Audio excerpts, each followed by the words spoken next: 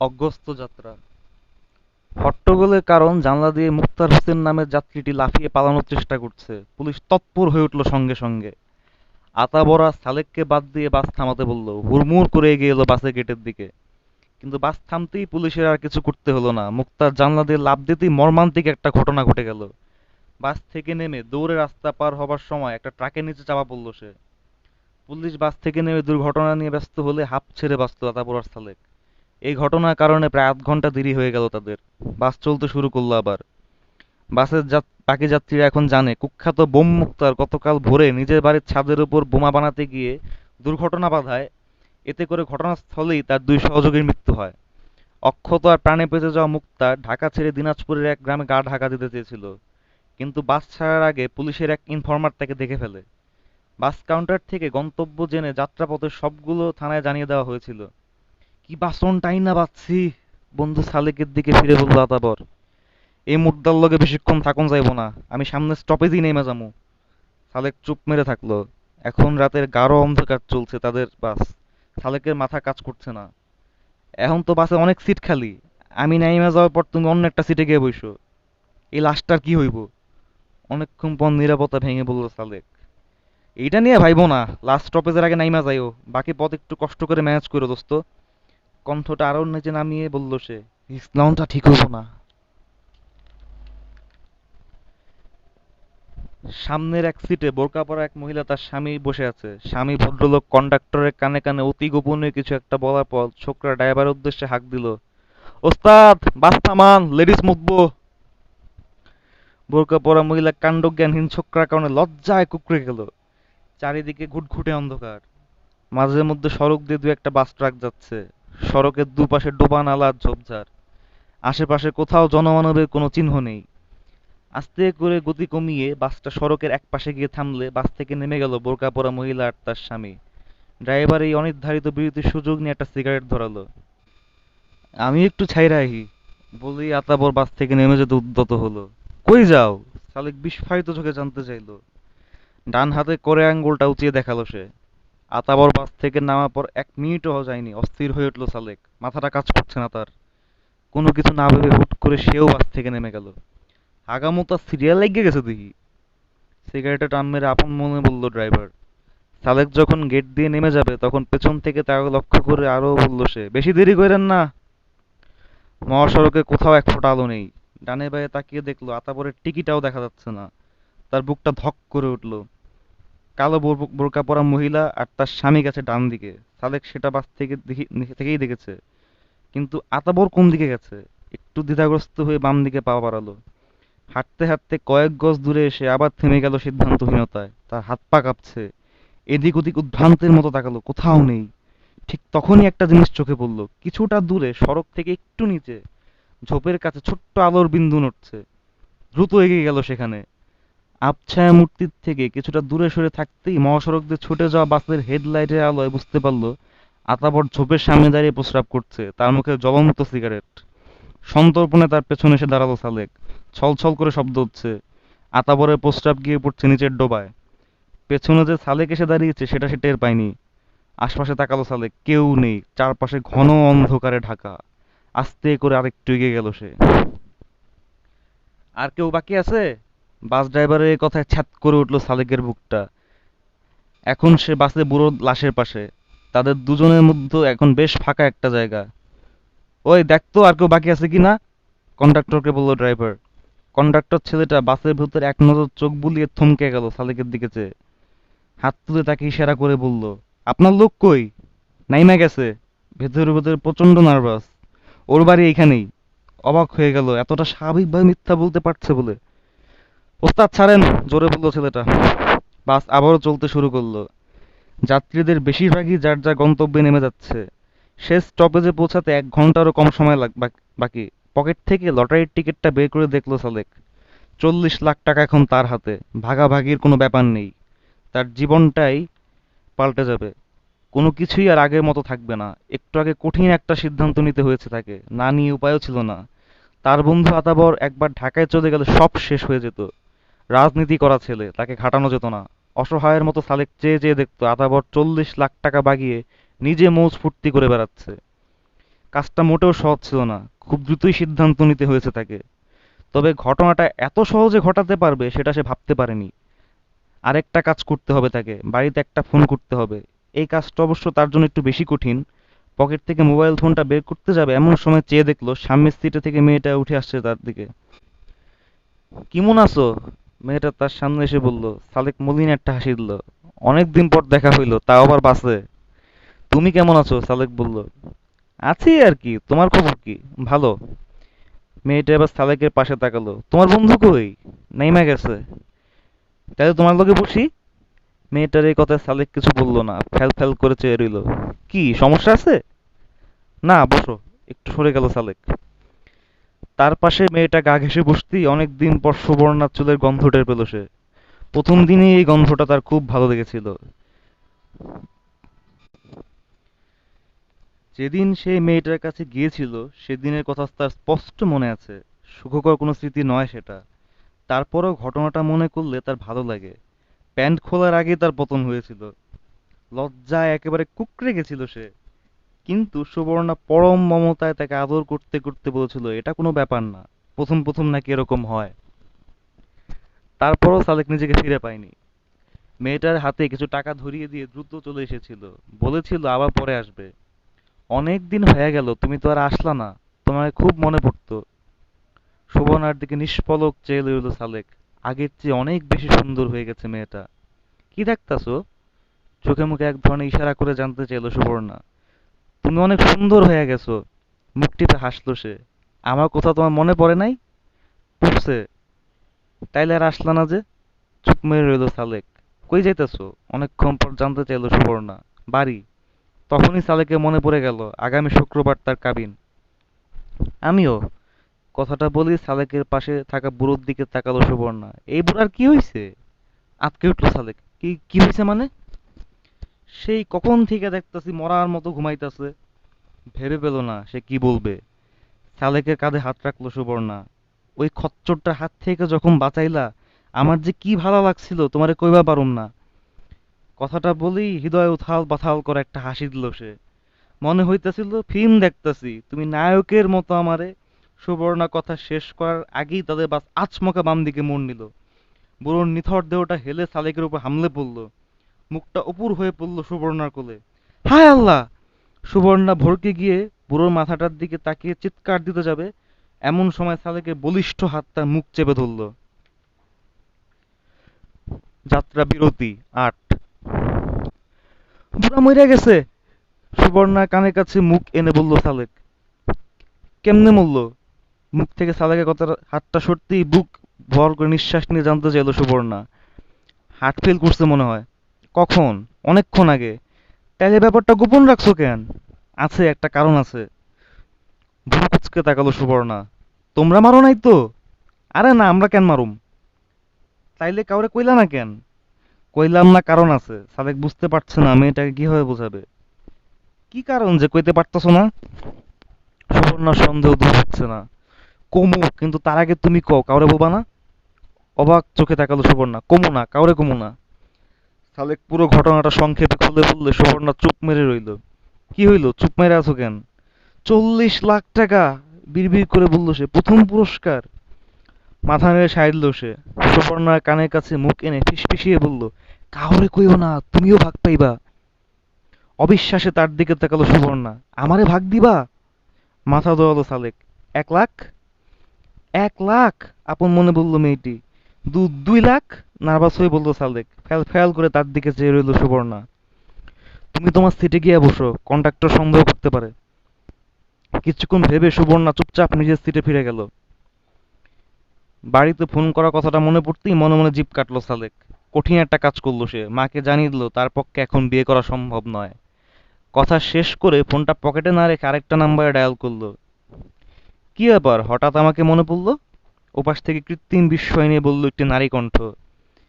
তুমি কেমন আছো? ভালো, তোমার কি খবর?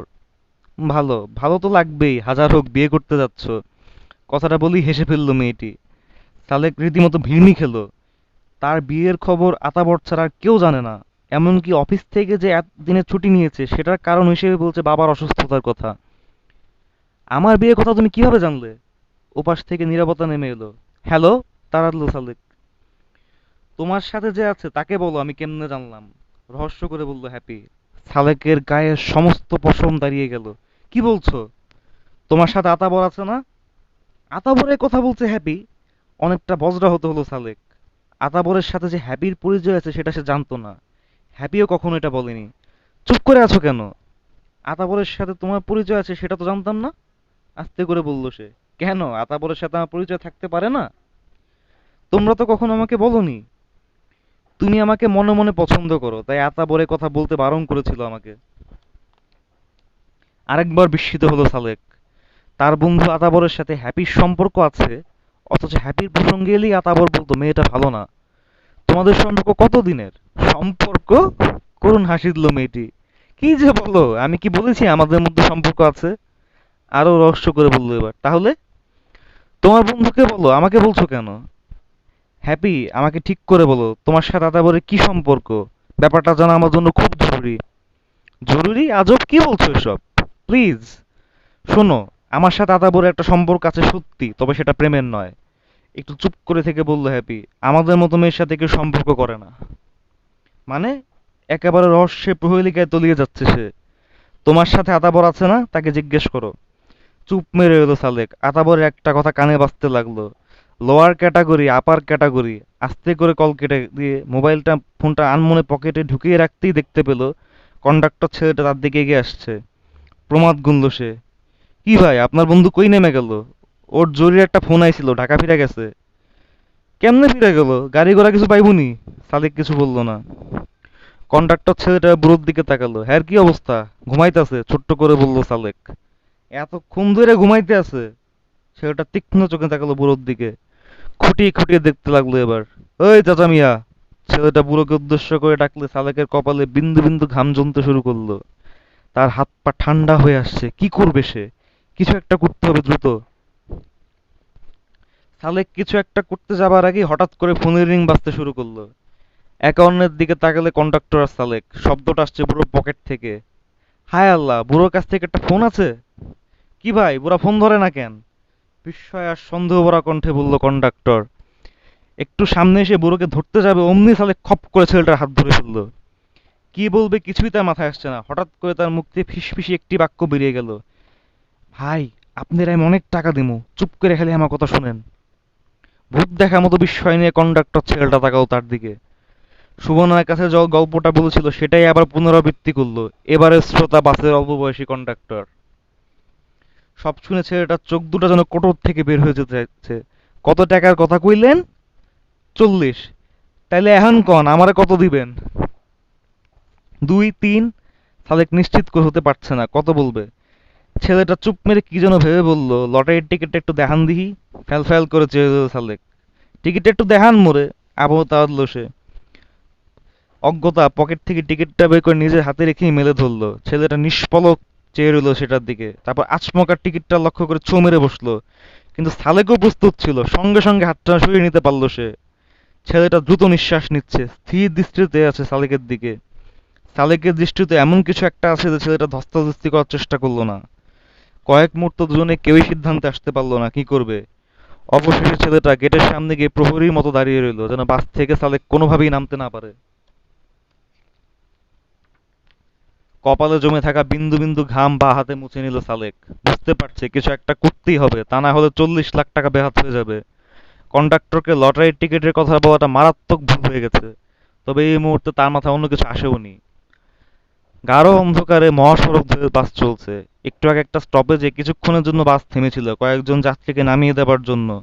সালেকেও চেয়েছিল নেমে যেতে, কিন্তু পারেনি। কন্ডাক্টর ছেলেটাকে কড়া নজরে রেখেছে। এখন বাসের ড্রাইভার আর কন্ডাক্টর ছাড়া সুবর্ণা, সালেক, মৃত বুড়ো, বোরকা পরা মহিলা আর তার স্বামী রয়েছে। এক অজানা আশঙ্কায় সালেকের হৃদস্পন্দন বেড়ে যাচ্ছে। কন্ডাক্টর ছেলেটা ভাবগতি দেখে সুবর্ণ কিছু রাজ করতে পেরে মাঝে মধ্যে পেছন ফিরে সালেকের দিকে তাকাচ্ছে, কিন্তু সে কোনো রকম সাড়া দিতে পারছে না। কন্ডাক্টর গেট থেকে ড্রাইভারের কাছে এসে নিচু কণ্ঠে কি যেন বলল। সালেক বুঝতে পারছে সিদ্ধান্ত নিতে অনেক দেরি করে ফেলেছে। কন্ডাক্টর কথা শেষ করার আগেই ড্রাইভার আচমকা ব্রেক কষে রিয়ারভিউ মিরর দিয়ে একেবারে পেছনের সিটের দিকে বিস্ফারিত চোখে তাকালো। লোকটার চোখ মুখ এখন ডাকাত দলের সর্দারের মতো দেখাচ্ছে, যেন এক্ষুনি কারোর কল্লা নামিয়ে দেবে ঘাট থেকে। সালেক ঠিক করলো সামনের বাম দিকে একটা সিটের জানালা দিয়ে লাফ দেবে, রাস্তার পাশে ডোবা নয়তো নিচু জলাভূমি কিংবা কপাল ভালো থাকলে ঘাসের উপর গিয়ে পড়বে। তারপর প্রাণপণে দৌড়াবে সে। যেমন আচমবিতে বাসটা থেমেছিল তেমনি হুট করে আবার চলতে শুরু করলে বাসের হাতে গোনা কিছু যাত্রীর সাথে সাথে তার এই ভাবনাটাও মারাত্মকভাবে ঝাঁকি খেলো। কপালে আবার ঘাম জমতে শুরু করেছে। কন্ডাক্টর ছেলেটার চোখে মুখে হিংস্র হায়নার ছাপ। চলন্ত বাস থেকেই লাফ দেবে? এভাবে লাফ দিলে মারাত্মকভাবে আহত হবে। দৌড়াতে পারবে না, ড্রাইভার আর কন্ডাক্টর ছেলেটা খুব সহজেই তাকে ধরে ফেলবে। বাস খুব দ্রুত গতিতে ছুটছে। তাকে অবাক করে দিয়ে কন্ডাক্টর ছেলেটা গেটের কাছ দিকে এগিয়ে আসতে লাগলো। ছেলেটার চোখের পলক ফেলছে না। তার ঠিক সামনে এসে দাঁড়ালো প্রহরী কুকুরের মতো, যেন সালেককে এক চুলও নড়তে দেবে না। এমন সময় বাসের গতি কমে আস্তে করে সেটা রাস্তার এক পাশে সরে গিয়ে থেমে গেল। সালেক জানলার বাইরে কিছুই দেখতে পেল না, ঘুটঘুটে অন্ধকার। বুকটা ছ্যাদ করে উঠল তার। কন্ডাক্টরের ঠোঁটের কোণে বদমাশের হাসি। কি হইল, বাস থামলো কেন? বোরকা পরা মহিলার স্বামী দুর্বল কণ্ঠে জানতে চাইল ড্রাইভারের কাছে। ইঞ্জিনের টেরাবল হয়েছে, বাস আর যাইব না। নিজের সিট থেকে উঠতে উঠতে বলল ড্রাইভার। জাম তুই তো এখনো 1 মাইল দূরে। ড্রাইভারের চোখ লাল টকটকে। লোকটার দিকে কটমট করে তাকিয়ে কোমর থেকে ছোট্ট একটা বোতল বের করে কিছুটা পান করে নিল। তারপর বোতলের ছিপি লাগাতে লাগাতে বোরকা পরা মহিলার দিকে লোলুপ দৃষ্টিতে চেয়ে বলল, না যেতে চাইলে বইসা থাকেন, বাস আর যাইব না। লোকটা আর কিছু বলল না, বউকে তাড়া দিয়ে সুরসুর করে বাস থেকে নেমে গেল। ভয় দেখানোতে কাজ হয়েছে বলে তৃপ্তির হাসি দেখা গেল ড্রাইভারের ঠোঁটে। এবার একটু এগিয়ে এসে সুবর্ণার সামনে দাঁড়ালো সে। কই যাইবা? জামতলি। শুনলা না জামতলিতে বাস যাইব না? বাকি রাস্তা পায়ে হাইটা যাও। শেষ কথাটা ধমকের সুরে বলল ড্রাইভার। পেছন দিকে শালিকের দিকে তাকালো সুবর্ণা। ওই বেটার দিকে তাকাইতাছো কেন? ফ্যাল ফ্যাল করে চেয়ে এলো সুবর্ণা, ঢোক গিলে অবশেষে বলল, আমি উনার লগে যামু। সুবর্ণার দিকে স্থির চোখে চেয়ে রইল ড্রাইভার। বাসের মধ্যেই কাস্টমার বাগাই লাইছোস? খপ করে সুবর্ণার চুলের মুঠি ধরে তাকে সিট থেকে তুলে ফেললো। খান কি মাগি কোন হানকার? ওরে ছাইরা দেন।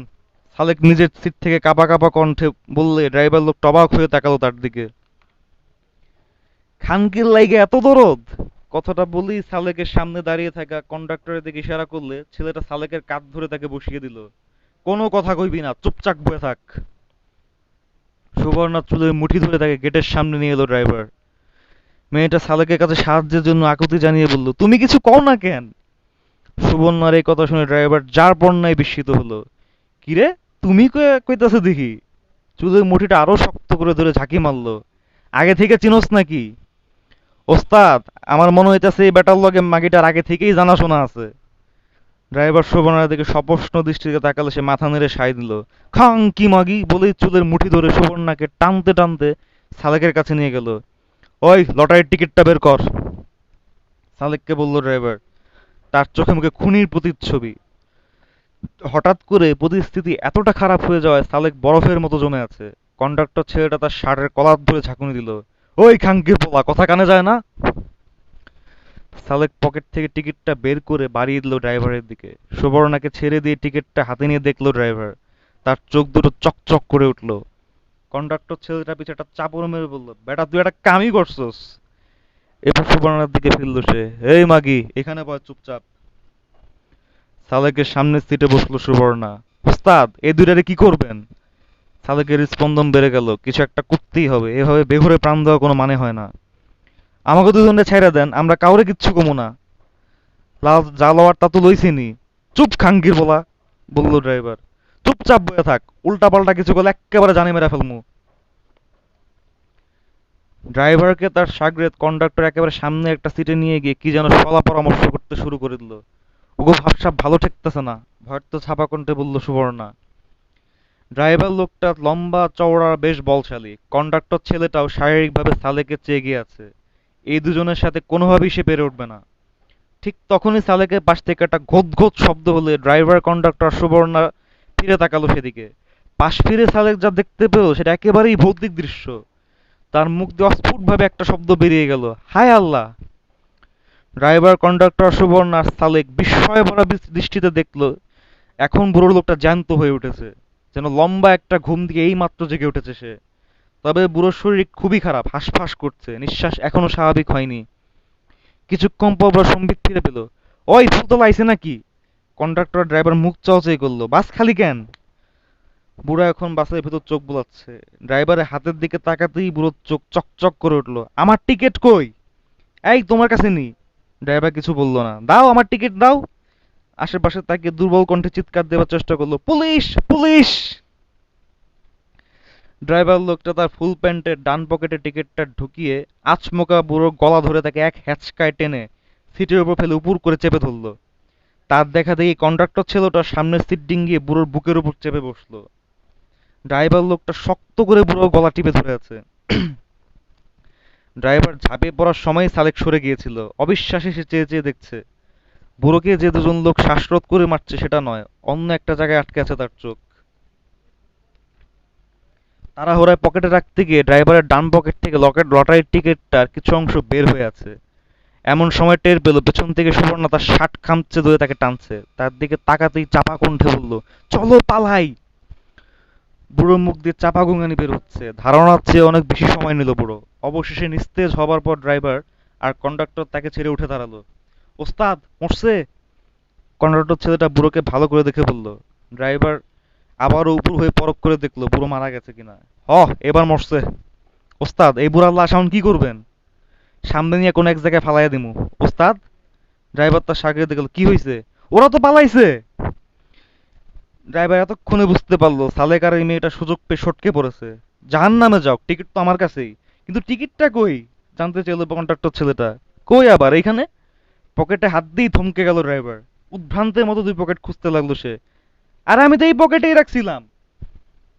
কন কি উস্তাদ? মুহূর্তে বোধোদয় ঘটলো ড্রাইভারের। হায় হায়, ওই খাঙ্কি পোলায় নিয়ে ভাগছে রে। অ্যাঁ? সঙ্গে সঙ্গে ড্রাইভার আর কন্ডাক্টর বাস থেকে নেমে রাস্তার দুদিকে তাকালো। ঘন অন্ধকারে কিছুই দেখা যাচ্ছে না। বেশি দূর যাইতে পারে নাই, বিড়বিড় করে বলল ড্রাইভার। বড় টর্চটা লইয়া আয়। ড্রাইভার হাঁক দিলে তার সাগরে দ্রুত বাসে উঠে গেল। এবার একটা রড আর একটা ব্রেঞ্চ লয়ে আয়। শক্তিশালী টর্চটা নিয়ে রাস্তার সামনের দিকে আলো ফেলা হলো। সামনের 100 গজ দেখা যায় এই টর্চের আলোয়। রাস্তার উপর কোনো জনমানুষের চিহ্ন নেই। তারা এমন একটা জায়গায় আছে যেখানে রাস্তার দুপাশে শুধুই খালবিল। বহু দূরে কিছু বাড়িঘর আর লোকালয় আছে। এবার তাদের পেছনে আলো ফেললো। এবার তাদের পেছনে আলো ফেললো। দূরে দুটো অপছায়া অবয়ব দেখতে পেল সে। আরেকটু এগিয়ে গিয়ে চোখ কুঁচকে ভালো করে দেখলো ড্রাইভার। ওই তো ওইদিকে। ড্রাইভার আর দৌড় দিতে উদ্যত হলে পেছন থেকে কন্ডাক্টর তাকে ধরে ফেল বলল, ওস্তাদ বলেই পেছনের দিকে ইঙ্গিত করলো সে। অযাত্রা নয়। চারদিকে ঘন অন্ধকার। দূর থেকে দুটো উজ্জ্বল আলোর বিন্দু দেখে সুবর্ণা বুঝতে পারলো বাসটা তাদের দিকেই আসছে। পথের বাম পাশে চুপচাপ দাঁড়িয়ে আছে সে। বাসটা কাছে আসতেই গতি কমে এলো। তার কাছে এসে সজোরে ব্রেক কষলে তীক্ষ্ণ একটা শব্দ বিদীর্ণ করলো রাতের নিস্তব্ধতা। সুবর্ণা একটুও নড়ল না। সে দেখতে পাচ্ছে ড্রাইভার আর কন্ডাক্টর বিস্ফারিত চোখে চেয়ে আছে তার দিকে। গাড়ির ইঞ্জিন বন্ধ করে হুড়মুড় করে নেমে এলো তারা। ড্রাইভার কাছে এসে সুবর্ণার চুল খামচে ধরলো। ওই মাগি, তোর নাগর কই? কাঁদো কাঁদো কণ্ঠে সুবর্ণা বলল, হে আমারে ফালায়া চলে গেছে। কই গেছে? সড়কের বাম দিকে গাঢ় অন্ধকারের দিকে আঙ্গুল তুলে দেখিয়ে বলল, এই তো এই দিক দিয়ে দৌড়ায় চলে গেছে। ড্রাইভার টর্চ দিয়ে জায়গাটা দেখলো। যতদূর চোখ যায় শুধু ধান ক্ষেত। মাত্র চারা বোনা হয়েছে। গোড়ালি পর্যন্ত পানিতে ডুবে আছে সেই সব চারা। তুই এই মাগিটারে ছাড়বি না, আমি আইতাছি। ড্রাইভার বলেই সড়ক থেকে নেমে গেল হন হন করে। কন্ডাক্টর ছেলেটা এবার তা ওস্তাদের মতো সুবর্ণার চুল খপ করে ধরে ফেললো। একদম চিল্লা ফাল্লা করবি না। লাগতাছে তো। সুবর্ণা ব্যথা পেয়ে বলল। লাগতাছে? সুবর্ণা অন্য হাতে সুবর্ণা গলা চেপে ধরে ছেলেটা বলল, হে এর লগে পালায় যাইতে আসলে না? এখন বুঝবা হেডার মজা। কন্ডাক্টর ছেলেটা বেশ অবাক হলো। সুবর্ণা তার দিকে চেয়ে হাসছে। কিরে হাসতাছস কেন? অযাত্রা 10। হাঁটু পর্যন্ত কাদা পানি মেখে ড্রাইভার লোকটা উঠে এলো রাস্তার উপরে। অনেক দূর যাবার পরও সে শালিকের টিকিটা দেখতে পায়নি। রাগে সমস্ত শরীর কাঁপছে। বেশ্যাটা তাকে ধোঁকা দিয়েছে। কিন্তু রাস্তার উপর আসতেই রাগ আরো বেড়ে গেল। তার সাগরেদ নেই। ছেলেটাকে বলে গিয়েছিল মাগিটাকে যেন এখানে আটকে রাখে। চারপাশে তাকিয়ে তার গা ছমছম করে উঠল। ঘুটঘুটে অন্ধকার। কোনো গাড়ি ঘোড়া চলছে না সড়ক দিয়ে। আশপাশে জনমানবের কোনো চিহ্নও নেই। ওই, তুই কই গেলি? চেষ্টা করেও নিজের গলা দিয়ে জোরালো আওয়াজ তুলতে পারল না। অজ্ঞাত এক ভীতি জেগে বসেছে তার মধ্যে। অদূরে বাসটা দেখা গেল, বাসের ভেতর কোনো বাতি জ্বলছে না। ডান হাতে থাকা লোহার রডটা আরো শক্ত করে ধরে টর্চের আলো ফেললো বাসের দিকে। কোনো সাড়া শব্দ নেই। তার সাগরেদের চরিত্রে অনেক সমস্যা আছে, মেয়েটাকে নিয়ে আবার ফুর্তি করতে শুরু করে দেয়নি তো? হনহন করে বাসের দিকে এগিয়ে গেল। গেটের কাছে আসতেই জানতো একটা শব্দ কানে গেল। সঙ্গে সঙ্গে মাথায় খুন চেপে গেল তার। এই পরিস্থিতিতেও হারামজাদা মোজ করতে শুরু করে দিয়েছে। কালাম, কি করতাছস তুই? কোনো সাড়া শব্দ নেই। বাসের ভিতর ঢুকে বুঝতে পারলো মাঝখানে একটা সিট থেকে শব্দটা আসছে। কিন্তু আরেকটু এগিয়ে যেতেই শক্ত কিছু দিয়ে তার মাথায় সজোরে আঘাত করা হলো। হুমড়ি খেয়ে একটা সিটের উপর পড়ে গেল সে। মাথা ঘুরিয়ে নিজের হামলাকারীর মুখটা দেখবার চেষ্টা করবার সঙ্গে সঙ্গে আরেকটা আঘাত করা হলো, একেবারে ঠিক কপাল বরাবর। নিস্তেজ হয়ে গেল ড্রাইভার। দ্বিতীয় যাত্রা 11। সালেক হাঁটছে, তার পাশে সুবর্ণা। তাদের গন্তব্য ঢাকা। আতাবরের বাড়ির লোকজন জানে সালেকের সাথে তাদের গ্রামের বাড়িতে গেছে সে। তবে সালেক এই নিয়ে খুব একটা ভাবছে না। তার কাছে 40 লাখ টাকার লটারির টিকিট আছে, আরও আছে একটি গল্প। সুবর্ণা মেয়েটার বুদ্ধিতে বেশ ভালোই কাজে দিয়েছে। এই সড়ক ধরে তারা ড্রাইভার আর কন্ডাক্টরের হাত থেকে পালাতে পারতো না। চারদিকে ঘন অন্ধকার আর কাদা পানির ধান ক্ষেত। সুবর্ণার কথা মতো সালেক রাস্তার উপর পাশে ঘাপটি মেরে থাকে, আর মেয়েটা ড্রাইভারকে বিপরীত দিকে ভুল পথে পাঠিয়ে দেওয়ার পর আড়াল থেকে বেরিয়ে আসে সালেক। এই সময় তার হাতে ছিল একটা ইট। কন্ডাক্টর সুবর্ণার চুল ধরে রেখেছিল। বন্ধু আতাবরকে পেছন থেকে যেভাবে মেরেছিল ঠিক একই কায়দায় কন্ডাক্টরকে ঘায়েল করতে খুব একটা বেগ পেতে হয়নি। একটা অস্ফুট শব্দ করেই ছেলেটা ঢলে পড়ে মাটিতে। তারপরেই বাসের ভেতরে হাত পা বেঁধে সিটের বেঁধে মাঝখানে একটা সিটে ফেলে রাখে তাকে। ছেলেটার জ্ঞান ফিরে এসেছিল কয়েক মিনিটের মধ্যেই। তারপর থেকেই ঘোত ঘোত শব্দ করতে শুরু করে। কিছু দূর যাবার পর পেছন ফিরে তাকালো সালেক। রাতের অন্ধকারে এখন দাও দাও করে জ্বলছে বাসটা। মনে মনে গল্পটা আবারও সাজিয়ে নিল। হরতাল আহ্বানকারীরা বাসে আগুন ধরিয়ে দিলে সে কোনো মতে প্রাণ নিয়ে পালাতে পেরেছে। আতাবরের খবর তার জানা নাই। গন্তব্য গন্তব্য 12। হরতালের 3 দিন পর সালেক বসে আছে একটা পার্কের বেঞ্চে। একটু আগে তার সমস্ত জগৎটা টলে গেছে। ঝিমঝিম করছে মাথা, মনে হচ্ছে বুকের ভেতরটা একেবারে খালি হয়ে গেছে। লটারির টিকিটটা যখন কর্তৃপক্ষকে দেখালো তখন জানতে পারলো এটা প্রথম পুরস্কার পাওয়া টিকিট নয়। এখনো তার কাছে পুরো ব্যাপারটা অবিশ্বাস্য ঠেকছে। সে নিজে পত্রিকা ফলাফলের সাথে মিলিয়ে দেখেছে, একবার নয়, দুবার নয়, বেশ কয়েকবার। তার মাথায় কিছুই ঢুকছে না। তার মাথায় কিছুই ঢুকছে না। পুরো ব্যাপারটাই তার কাছে রহস্য বলে মনে হচ্ছে। কিছুক্ষণের জন্য মনে হয়েছে ওই দিনের রাতের ঘটনাটা একটি দুঃস্বপ্ন ছিল। বাস্তবে এরকম কিছু ঘটেনি। অন্য কোনো জগতে সবটা ঘটেছে। বন্ধু আতাবরের চেহারাটা চোখের সামনে ভেসে উঠল এবার। কিভাবে সে পারলো একটা ভারী ইট দিয়ে তার মাথাটা থেতলে দিতে? পুরো ব্যাপারটা ভিন্ন খাতে প্রবাহিত করার জন্য আতাবরের মোবাইল ফোন আর মানিব্যাগ ছুঁড়ে ফেলে দিয়ে এসেছে পাশের ডোবায়। একেবারে নিখুঁত দক্ষতায় কাজটা করেছে সে। যেন এই জীবনে বহুতবার এরকম কাজ করেছে সে। নিজের মোবাইল ফোনটা বেজে উঠলে অন্যমনস্ক ভাব কাটিয়ে ফোনটা পকেট থেকে বের করলো। হ্যালো? কি ব্যাপার, খবর কি? সুবর্ণ ওপাশ থেকে বলল। একটা দীর্ঘশ্বাস বেরিয়ে এলো সালেকের বুক থেকে। সে জানে এখন যে কথাটা তাকে বলবে সেটা সত্যি হলেও মেয়েটা বিশ্বাস করবে না। তারা কইলো এই টিকিটটা নাকি সেই টিকিট না। আড়ষ্ট গলায় বলতে পারলো কথাটা। মানে? ও পাশে সুবর্ণ অবিশ্বাস্য কণ্ঠ। একটা ঢোক গিলে নিল সালেক। প্রথম পুরস্কার যে টিকিটটা পাইছে এটা নাকি সেই টিকিট না। কয়েক মুহূর্ত চুপ। আমি জানতাম, আস্তে করে বলল সুবর্ণা। ভারী একটা দীর্ঘশ্বাস বেরিয়ে এলো তারপর। হায় রে দুনিয়া, এই জীবনে একটা ভালো পুরুষ মানুষের দেখা পাইলাম না। লাইনটা কেটে গেলেও ফোনটা কানে চেপে চেপে রেখেই দূরে পার্কের একটা বিশাল গাছের দিকে চেয়ে রইল সালেক। ভাবতে লাগলো কার মধ্যে আগে অবিশ্বাসের বীজ রোপিত হয়েছিল, আতাবর নাকি তার মধ্যে। সে জানে না, হয়তো কখনো জানতেও পারবে না। গন্তব্যহীন যাত্রা 13। জামতলী উপজেলা স্বাস্থ্য কমপ্লেক্সে ভয়ানকভাবে মাথায় আঘাত পাওয়া এক রোগীর জ্ঞান ফিরে এলো উদ্ধার করার 3 দিন পর। হরতালের আগের দিন মাঝরাতে তাকে উদ্ধার করে এক পথচারী। তাই ঢাকায় নিয়ে যাবার কোনো উপায় ছিল না। সম্ভবত লোকটার সর্বস্ব ছিনিয়ে নেবার জন্য তাকে শক্ত কিছু দিয়ে আঘাত করা হয়েছে। ডাক্তাররা তার বাঁচার আশা ছেড়েই দিয়েছিল, তবে জ্ঞান ফিরে পাওয়ার পর সে আশঙ্কা দূর হয়েছে। রোগী প্রাণে বেঁচে গেলেও দেখা দিয়েছে একটি নতুন সমস্যা। স্মৃতিশক্তি মারাত্মকভাবে ক্ষতিগ্রস্ত হয়েছে তার। কোনো কিছুই মনে করতে পারছে না, এমনকি নিজের নামটা পর্যন্ত বলতে পারছে না। ডাক্তার বলছে ধীরে ধীরে সেরে উঠলে কিছুটা স্মৃতি ফিরে পেলেও পেতে পারে। পুরো স্মৃতি হয়তো কোনোদিনও ফিরে পাবে না। তবে ডাক্তার যা জানে না তা হলো ওই রোগীর শুধু স্মৃতিই নষ্ট হয়নি, তার মস্তিষ্কেরও বিকৃতি ঘটেছে। একটু আগে নার্স এসে বলে গেছে তার প্যান্টের পকেট থেকে লটারির টিকিট ছাড়া আর কিছুই পাওয়া যায়নি। স্মৃতিহীন লোকটা লটারির সেই টিকিট চোখের সামনে মেলে অনেকক্ষণ ধরে রেখে দিল। হাফ প্যান্ট পরা এক অল্প বয়সী ছেলে গলির মোড়ে দাঁড়িয়ে আছে। তার দৃষ্টি এক শনপাপড়িওয়ালার দিকে। ছেলেটা জিভ চাটলো। শনপাপড়িওয়ালা লোকটা ঠিক তার সামনে এসে এক বাক্স থেকে একটা শনপাপড়ি ছেলেটার হাতে দিয়ে প্রসন্নভাবে গুনগুন করে গান গাইতে গাইতে চলে গেল। অবাক চোখে ছেলেটা চেয়ে রইল শনপাপড়ির দিকে, আর আয়েশ করে শনপাপড়ি খেতে শুরু করলো। জীবনে এত মজার আর সুস্বাদু শনপাপড়ি খায়নি সে। কেউ খেয়াল করলো না স্মৃতিহীন রোগী লটারির একটি টিকিট কামড় দিয়ে ছিঁড়ে ছিঁড়ে খাচ্ছে।